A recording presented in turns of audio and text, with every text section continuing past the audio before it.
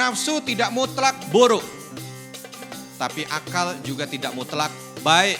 Maka semua harus dinaungi dengan iman. Makanya orang kalau di atas muka bumi ini tidak ada nafsu, manusia tidak akan bisa berkembang sampai dengan detik ini. Oleh sebab itu Allah Subhanahu wa ta'ala tidak serta-merta ketika berbicara tentang masalah nafsu dalam syariat ini semuanya buruk, tidak. Bismillahirrahmanirrahim. Assalamualaikum warahmatullahi wabarakatuh. Alhamdulillah wassalatu wassalamu ala rasulillah ya ma ba'd. Rabbi syrah li sadri wa yassir li amri wahlul uqdatam min lisani yafqahu qawli. Allahumma 'allimna ma yanfa'una wanfa'na bima 'allamtana. Allahumma hdina wahdi bina waj'alna sababan wasabilan liman ihtada.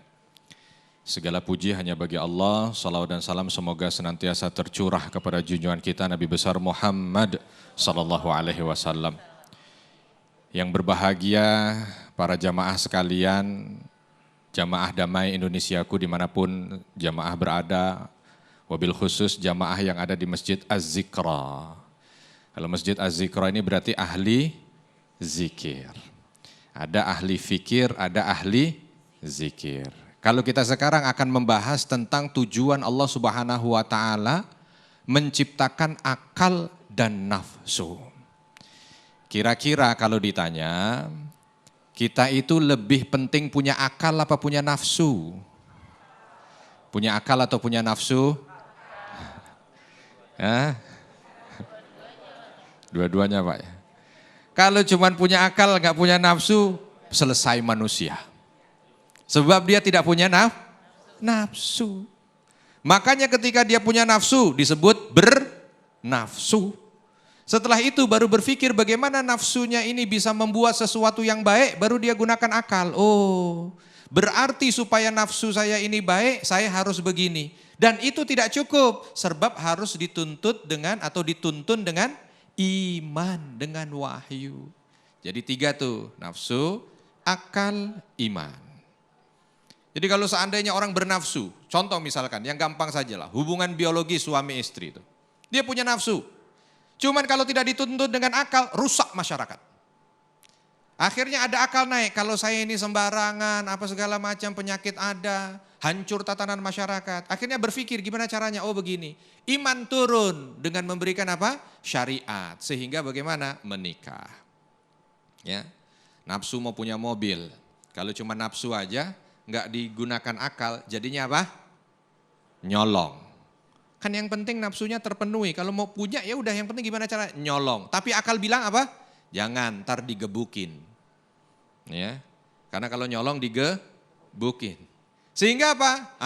Dituntun, karena kalau cuman sampai di akal mikirnya gimana caranya nyolong supaya tidak digebukin. Kan itu akal.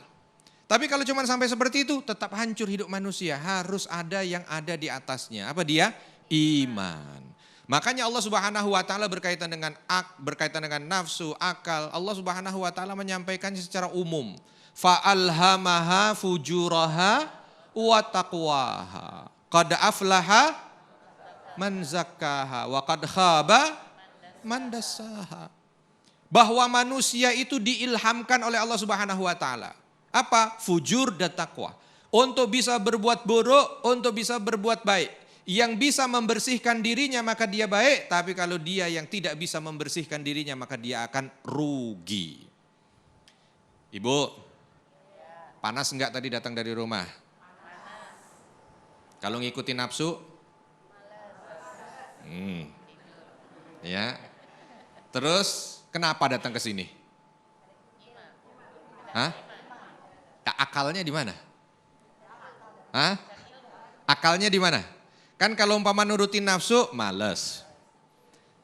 Tapi karena ada iman, jalan. Betul iman apa gara-gara TV One? Iman apa TV One? Oh, iman lah karena Allah. TV One ini karena alhamdulillah aja. Awalnya mah iman datang ke sini.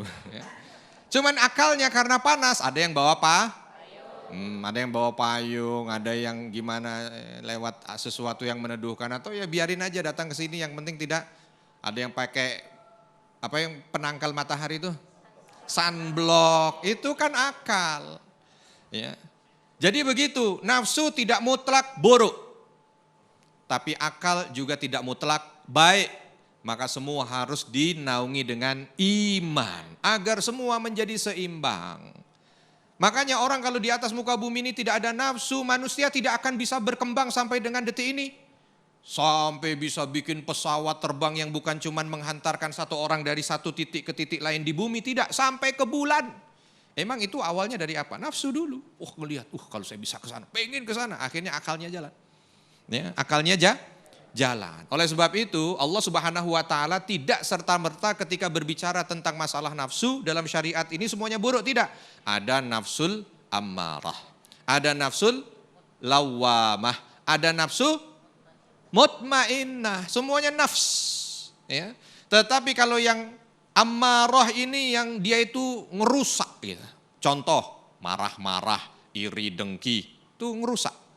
Kalau lawamah itu yang sifatnya negatif ke orangnya. Contoh, kecewa, minder, putus asa. Ya. Nah, yang mutmainnah ini adalah nafsu, keinginan yang ada di dalam dirinya, tetapi keinginan ini yang mampu untuk bisa membuat dia mendapat ridha Allah Subhanahu wa ta'ala. Ini kalau dilihat dari segi perbedaan apa itu nafsu, apa itu akal, apa itu iman. Maka yang penting nafsu apa akal? Nafsu apa akal? Nanti ada di segmen terakhir pertanyaan ini. Dua-duanya. Nggak mungkin manusia itu bisa maju kalau tidak punya nafsu, tapi akan hancur juga kalau hanya sekedar menyandarkan pada nafsu. Oleh sebab itu ada akal buat manusia, tetapi akal harus dipandu dengan apa? Harus dipandu dengan yang namanya iman. Maka insya Allah semua yang hadir di sini memiliki nafs, tapi yang mutmainnah, akal yang dibimbing oleh syariat. Wallahu a'lam.